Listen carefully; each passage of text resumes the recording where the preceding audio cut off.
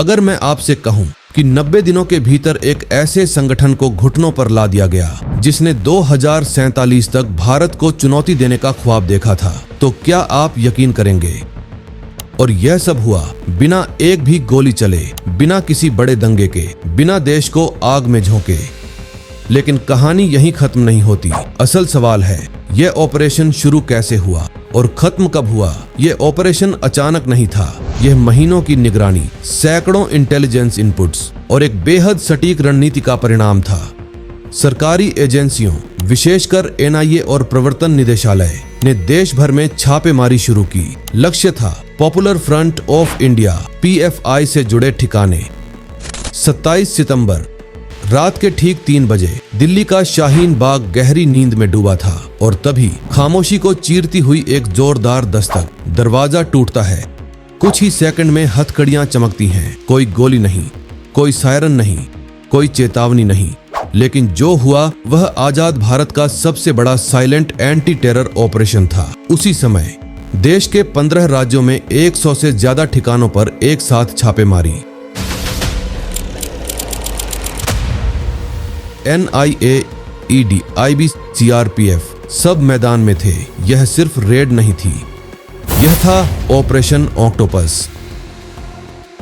12 जुलाई 2022 पटना, बिहार विधानसभा के 100 साल पूरे होने का ऐतिहासिक अवसर। खुद प्रधानमंत्री नरेंद्र मोदी समारोह में शामिल होने वाले थे। शहर सज चुका था, सुरक्षा चाक चौबंद थी। लेकिन इसी शहर के फुलवारी शरीफ में एक बिल्डिंग के अंदर कुछ और ही तैयारियां चल रही थीं। अहमद पैलेस, बाहर से एक लाइब्रेरी या सोशल वर्क ऑफिस जैसा, अंदर हथियारों की सफाई, ग्रेनेड्स की गिनती, मकसद प्रधानमंत्री के काफिले पर हमला। यह कोई मामूली अपराधी नहीं थे।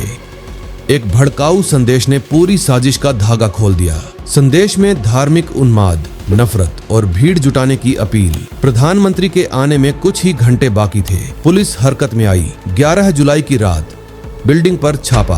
अंदर 2 चेहरे, एक पुराने कट्टर नेटवर्क से जुड़ा, दूसरा रिटायर्ड पुलिस अधिकारी। यही सबसे बड़ा झटका था। खतरा बाहर से नहीं, भीतर से था। तलाशी में मिला 7 पन्नों का दस्तावेज। शीर्षक, इंडिया 2047 टुवर्ड्स रूल। योजना क्या थी? 2047 तक वैचारिक जहर फैलाना। सिस्टम के भीतर स्लीपर एजेंट, सामाजिक ध्रुवीकरण और सही समय पर बड़ा हमला।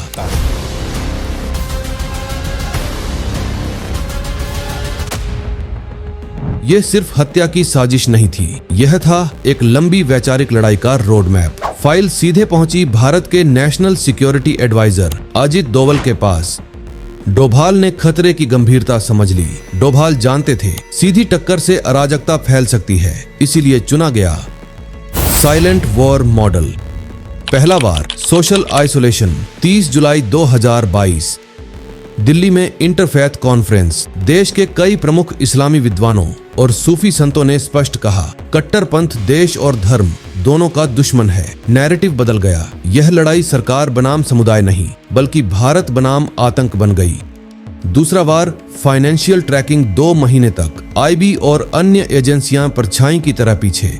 बैंक खातों की जांच, हवाला लेन देन, विदेशी फंडिंग, डिजिटल चैट्स, हर डेटा डॉक्यूमेंट हुआ। लिस्ट तैयार थी। ऑन ऑपरेशन की तारीख तय। 21 सितंबर की रात दिल्ली में उच्च स्तरीय बैठक। उपस्थित प्रधानमंत्री नरेंद्र मोदी, गृह मंत्री अमित शाह और एनएसए अजित डोभाल। निर्णय, एक्शन तेज पर शांति बनी रहे। सुबह के 3 बजे ऑन ऑपरेशन शुरू। 15 राज्य, 100+ लोकेशन। 4 घंटे, 100 से अधिक गिरफ्तारियां। केरल, दिल्ली, महाराष्ट्र, तमिलनाडु। हर जगह एक साथ दस्तक। कोई मीडिया लीक नहीं, कोई अफवाह नहीं। यह भारत का सबसे बड़ा समन्वित एंटी टेरर स्ट्राइक था। कुछ जगहों पर हिंसा भड़की, बसें जलाई गईं, पेट्रोल बम फेंके गए, लेकिन एजेंसियां तैयार थीं। आरएएफ पहले से तैनात। हिंसा सीमित रही। साजिश फैलने से पहले काबू में। 27 सितंबर दूसरी लहर। ग्राउंड नेटवर्क पर वार। 170 से ज्यादा गिरफ्तारियां। संगठन का ढांचा ध्वस्त। 28 सितंबर की सुबह गृह मंत्रालय का नोटिफिकेशन। पीएफआई और उसके सहयोगी संगठनों पर यूएपीए के तहत 5 साल का प्रतिबंध। बैंक खाते फ्रीज, वेबसाइट ब्लॉक, दफ्तर सील 90 दिनों में। पूरा नेटवर्क ढहा, बिना बड़े दंगे, बिना गोलीबारी और बिना मासूमों का खून बहाए।